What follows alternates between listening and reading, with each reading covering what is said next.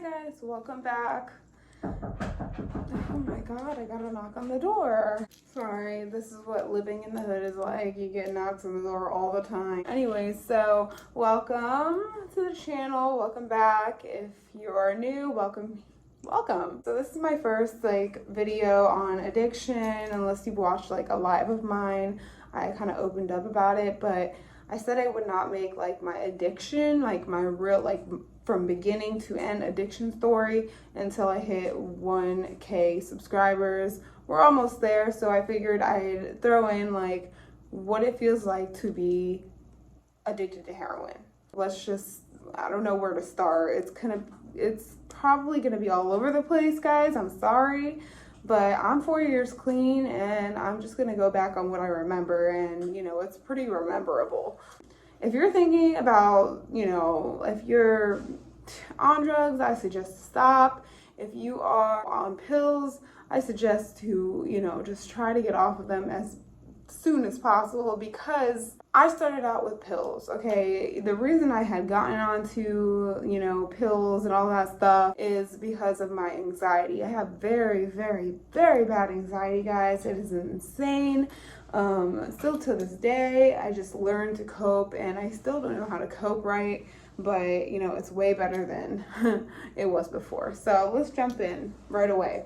Heroin addiction. It is fentanyl addiction, because in the beginning it was kind of like heroin, and then it got mixed in with fentanyl, and then it was straight fentanyl for me. Now they got this trank dope. I don't know anything about it because I know about it. I watched documentaries on it, but I've never touched it, okay, because it's kind of new, the xylazine and all that stuff. But anyway, let's talk about heroin, fentanyl. When I say heroin, I mean heroin, fentanyl basically is what I was on. Basically when I first started out, because I was on Roxy 30, the 30 milligram, the blues. I went from Percocet to blues, and I was taking 10, 20 blues at once, one handful, boom. You know what I mean? Because my tolerance was so high. And I was spending so much money on those pills. It was ridiculous. I was spending so much money. And then you're in that group where you're getting to know other addicts. And I was waiting so long for this, just one blue, because I was very sick. And I'm one blue ain't gonna do shit. But I was sick, so I was fuck it. So I was waiting on this guy. Drug dealer time is terrible. They'll say 5 minutes. It means 5 minutes means 2-3 hours, okay? And basically, waiting, and then this guy's you know what, y'all do boy. And I'm boy, no, what is boy? Boy is, y'all, if y'all don't know, if y'all have never been on heroin, boy is the term for heroin, okay? This is my first time doing it. I'm okay, you know what, fuck this shit, I'm sick as shit, yeah, whatever you can get me, sure. And I didn't, know the severity of it, honestly, I'm just at that point, I was fuck it, you know what I mean? I know heroin's bad, but I'm already on this shit, whatever. We go and we get the boy, it was quick, it was fast, I was thank God, it was way cheaper. I was damn, okay. So I started off snorting it, okay, and time goes by, I start doing it every day. There's a 3-day rule to this stuff. If you're on it for 3 days, you are hooked, okay, you're hooked. 3 days of taking, snorting, how you take your heroin, you are, I'm gonna call heroin boy right now. 3 days into taking boy, you are physically dependent on it, okay? So I suggest just getting off as fast as possible. If you're on your first or second day right now, get the fuck off. You do not want to be in withdrawal. I grew up, I don't want to, this is kind of gonna be, I guess, part 2 or my heroin, my whole addiction story. But I grew up with a family member who was a parent, and me and my mom are very close. And now, we're very, very close. I love my mom to death. She's clean now and I'm clean. So she was, she never touched heroin, but she was on the pills. And I just where was I going with this? So I don't know. I just always like had a resentment towards her for that until I, you know, started getting into drugs. And anyway, so I was just like, gosh. But anyways, it was so cheap. Sorry guys, it's all over the place. I know. I started doing that, and I was sniffing it for 2 weeks. That's all it took. Okay, and then I started getting other connects with the boy. And it was better stuff, you know, and I had to travel to get my stuff because my hometown is like a hometown filled with crappy people who all do like just drink and do drugs. But you, for the boy, the good stuff, you have to travel. You have to travel like an hour down south or an hour up south or up north, up south. Y'all get the gist. So boy addiction, what it's like. What it is like is, it's, you know, I started, you know, like I said, right away after 2 weeks of snorting it, you know, it was getting expensive that way too. So I'm in full-blown addiction, you know, and my friend, you know, has a friend who bangs it.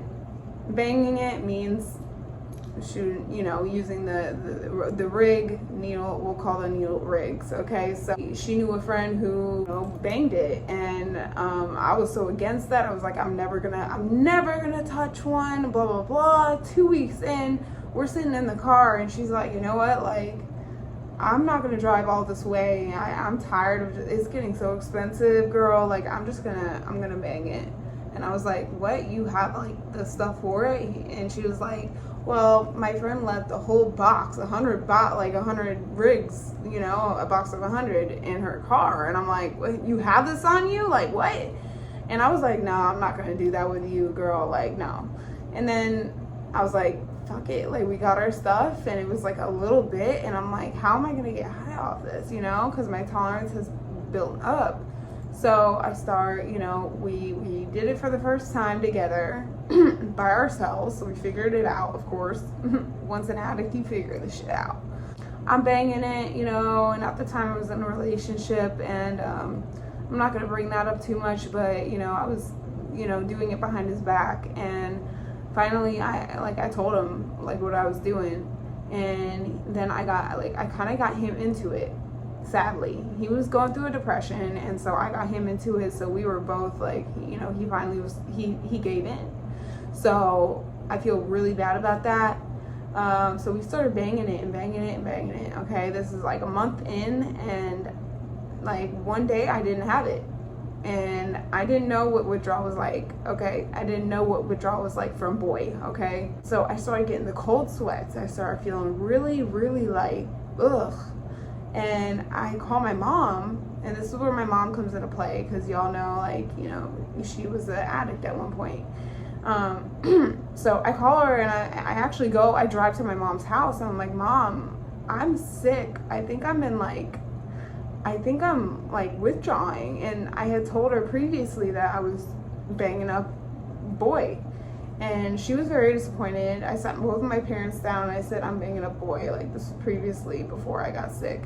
And they were very, like, shocked. They were shocked because, like, once again, my mom has never touched boy. Like, so that was, like, different for her. And she was like, but you're on the hard stuff. Like, be careful, please. Like, you know, and at the time when you're in full-blown addiction, every addict can attend to this, like, attest to this, whatever the word is. You don't give a F what the heck anyone thinks. You don't care. You're high. You don't care. So what heroin addiction feels like is like the first time I did it, I can tell you, there's two first times. Ran out of storage, sorry guys. Like I said, 2 different times that I did it. You know, if you're snorting it, the first time I did it, let's start out. It was like way different than pills. I was like in love. I fell in love. I was like, fuck pills. Like, this is not going to do anything for me anymore. And it was just such a euphoric type of vibe. Like, relax, you know, you can still kind of do your thing, you know, like you're still awake and stuff like that. But at the same time, you can nod out if you do too much. But it was just like my first love to drugs. Like, I knew at that point I was in love. Started a very toxic love-hate relationship with it. the best high that I could ever have in my life. Okay, like it was my comfort blanket. It was, you know, I didn't know how to cope with life. I've been through so much in life, you know, and y'all will find out in the future when I hit 1,000K. You know, I'll bring up my childhood, but it felt like no care in the world, just nothing like that. Just, you know, you don't care about nothing. You're good. You feel warm, like that warm feeling, but I don't remember too much on the snorting it because it was only for a short period of time. Like I said, I can tell you when I banged it though, that was a whole different level. It was a whole different fucking level, y'all. It was, and I'm not trying to glorify this. I'm just telling you how it felt my first time like doing this. So my first time banging it, I was like, oh my God, like why was I snorting it? Oh my God, I could save so much money. Like I almost like, I did such like a little amount because you can always take more, you can never do less. I always remembered that, okay? Even though I have OD'd in the future, like in my story, but it was just like once I banged it, it was like, I'm never going back to snorting. I can spend way less money. It was a way higher high than snorting it. It was like, wow. And that's when I got into nodding. Nodding was my thing, and I was nodding, and I was new to the whole boy thing, you know, heroin H thing, that I thought I was like ODing, and luckily I had a person with me to, you know, watch me and stuff. We watched each other, but it was like the best feeling, okay? Like just think of the best feeling that you can ever imagine. That's what it felt like, okay? And I didn't know what the heck I was getting myself into. Let me tell you, you don't know what you're getting yourself into when you first start this stuff. Let me tell you, it gets so bad. But I'm gonna tell you just what it feels like, a little bit how bad it gets too. Moving on, I was just, you know, using the needle, and I got addicted to it. It started to scare me when I didn't have it. I was like, oh my God, I'm turning into my mother. And it made me cry because I'm like, I don't want to be like, I saw my mother growing up, and it was just the saddest thing in life. Okay, guys, it was so sad to see. So anyways, hold